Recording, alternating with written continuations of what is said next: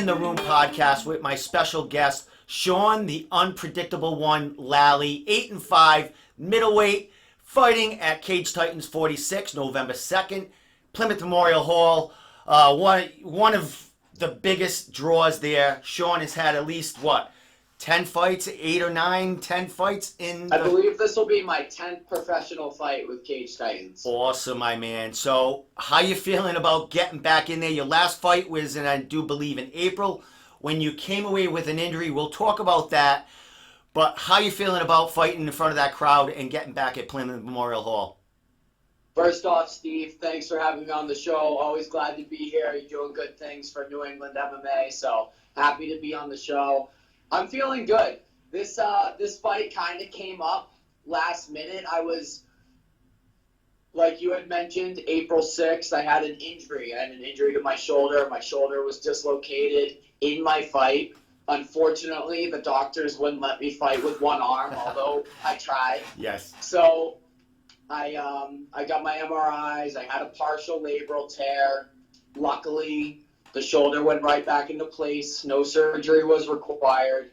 And I pretty much got into some physical therapy at that point, and I didn't really know what I was going to do as far as fighting goes. I'm at a good point in my training career. I work for Title Boxing, and I'm at a good place where I could go one way or the other. And I kind of just didn't put any pressure on things for a while. And then shoulder started getting stronger, feeling better and better. And most recently, started getting back to practice. And Michael Pulver, I shot him a text one day. I said, send me some names between 170 and 185. And he came back with a few names, and I liked this potential matchup. We went back and forth a little bit with weight classes and decided to make it happen. Yeah, speaking of matchups and weight classes, I mean, you've been fluctuating. Your last fight, I do believe, was around the 185 mark in April. But you were fighting at welterweight in Bellator and, other promotions up until that fight. So you fluctuate in between that. But you're fighting at 177 pounds against a fella named Robert the Silverback Gidron, a pretty good fighter out of Michigan, 4-3. Up-and-coming fighter there, about the same age as you. Did you pick this name, or did this was one of the names in the hat? But what drew you to this gentleman? So basically, when I had a phone conversation with Mike Pulver, it went something like, I talked to him. I said I'd be willing to fight between 70 and 85. I walk around close to 185 pounds, but I feel like my strength matches most middleweights, so I'm comfortable there for the right matchup. Really, the idea is to get back to 170, and definitely at the high level. I fought in the Contender Series at 170. I fought at Bellator at 175. So in those types of situations, we're going to be trying to be closer to that welterweight mark.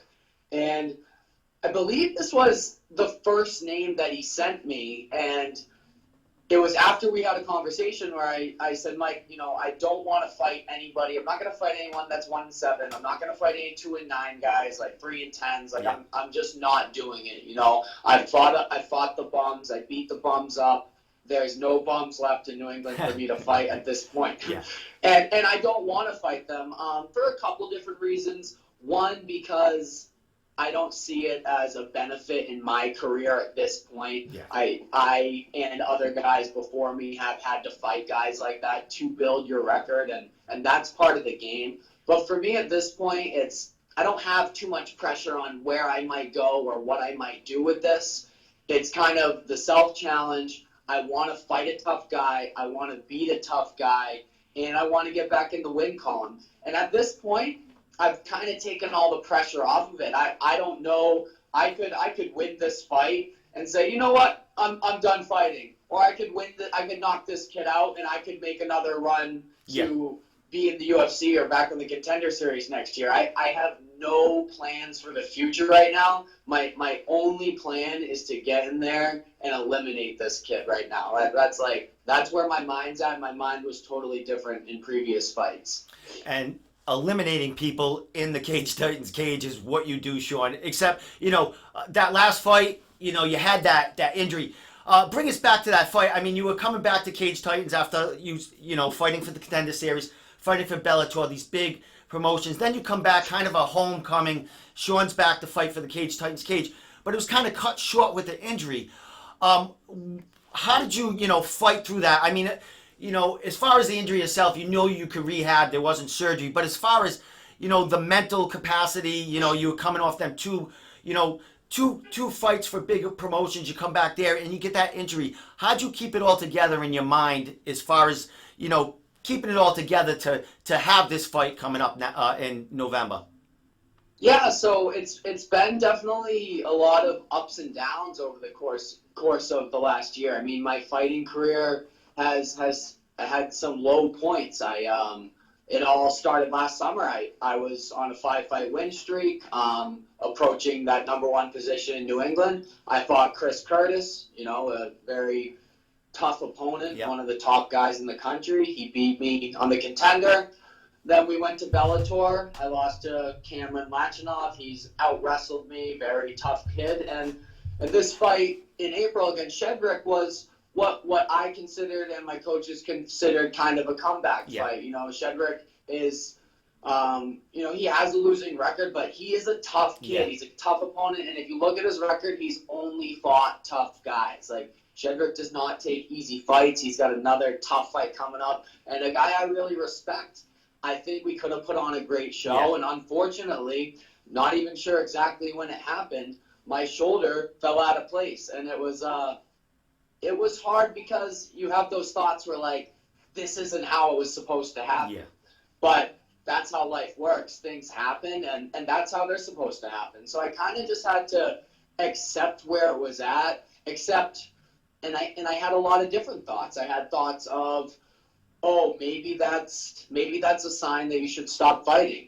And then I had thoughts like, no, fuck that. That's a sign to make yourself stronger and get back in the cage, and I can't go out like that. Yeah. That's kind of my thought process behind it. And then it all came to the point where, like, all right, I'm just going to fight, not to try to get to the UFC, not to try to do anything, but A, be victorious, B, test myself, and just train because I love martial arts. And I got away from that for a little while. It became a chore. It became a burden.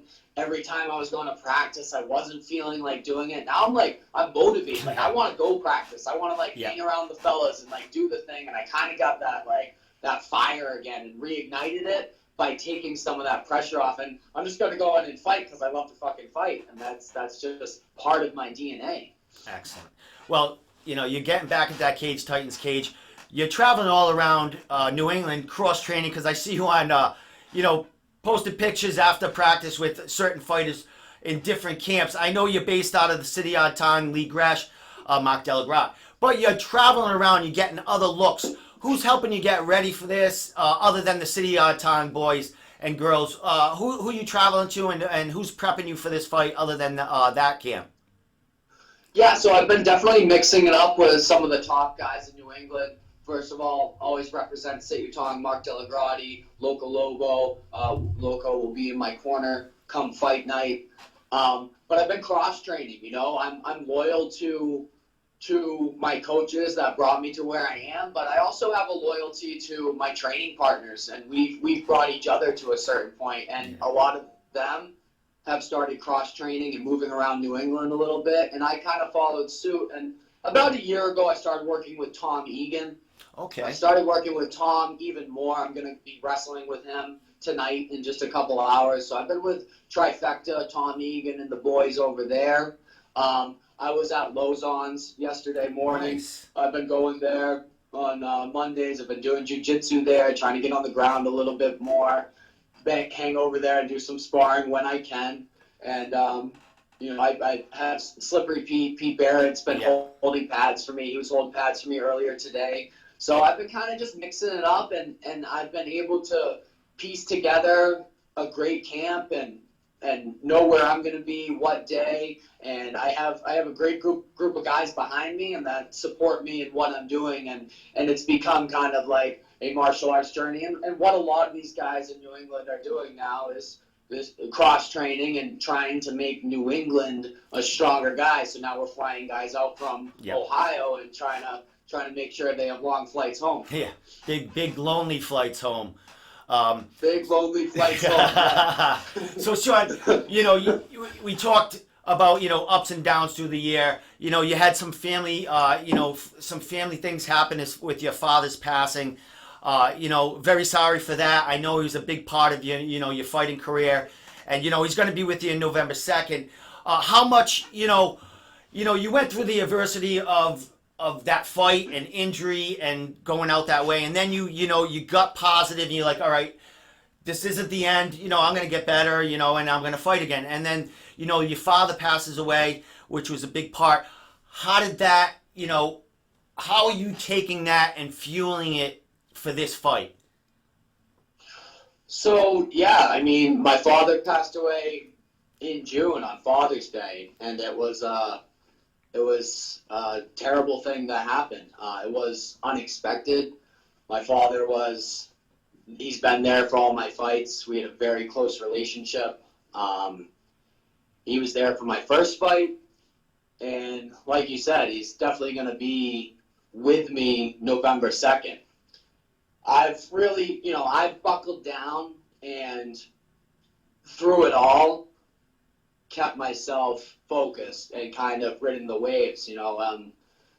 I've had my struggles in the past with like drinking and drugs and been in very low places, and I didn't give in to any of those old behaviors through all these things, through these not only losses in the cage, but the loss of my father, and then my grandfather died a few weeks ago. All these things that have happened recently, I've tried to turn it into as much of a positive as I can, and I believe my father and his passing has given me some strength and given me some drive to get back in there and and complete this task, and to make the walk without him is going to be a very special thing and a very intense and a very emotional thing for me. And it's something that not only do I want to do, but I feel like I need to do. And I mean, he's definitely going to be with me that night. So through it all, I've been riding the bitch out. The emotions have been up and down, but they've been level enough, and this has been a great way for me to refocus, channel my energy, and just try to continue on the path of greatness and my own greatness and what I want to accomplish in my life. Excellent. Well, Sean, you're doing great things outside the cage. I mean, you're training people. You're very motivational with your speeches and speaking, and you're just training online.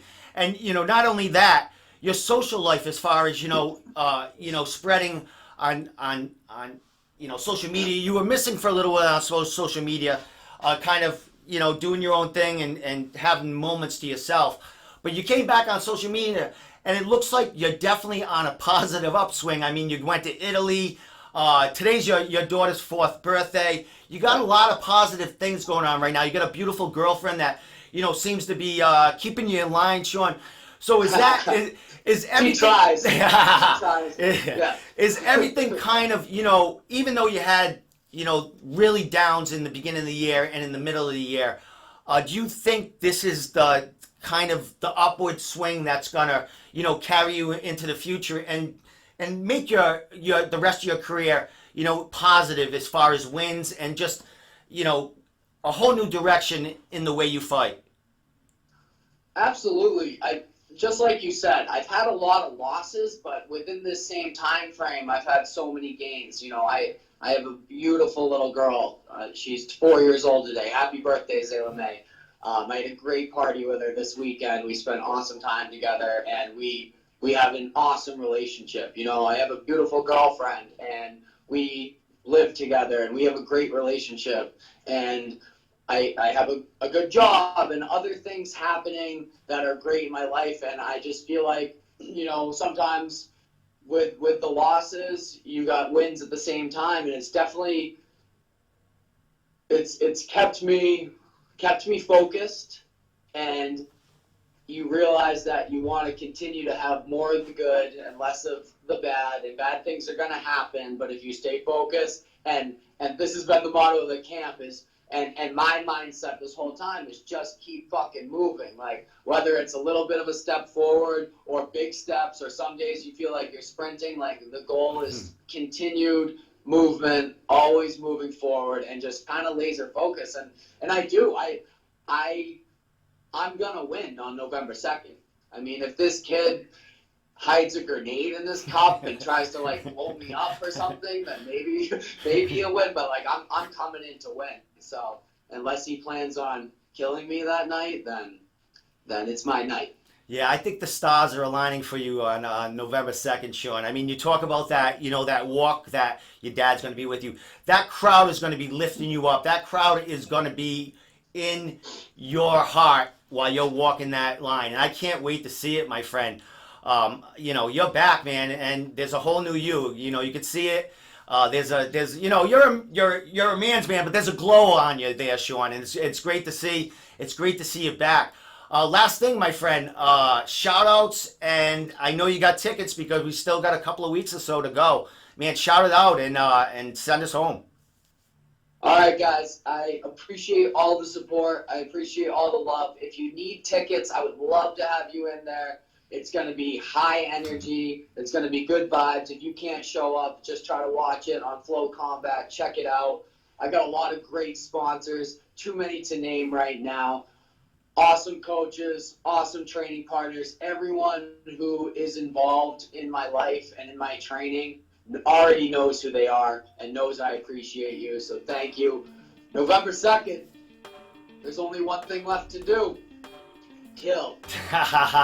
Well, there you go. Sean, the unpredictable one, Lally, back at Cage Titans, November 2nd, Cage Titans 46. He's back, people, and we can't wait to see what goes on that night. Thanks a lot, Sean, man, and we'll be seeing you in a couple of weeks, bro. All right, brother. Sounds good.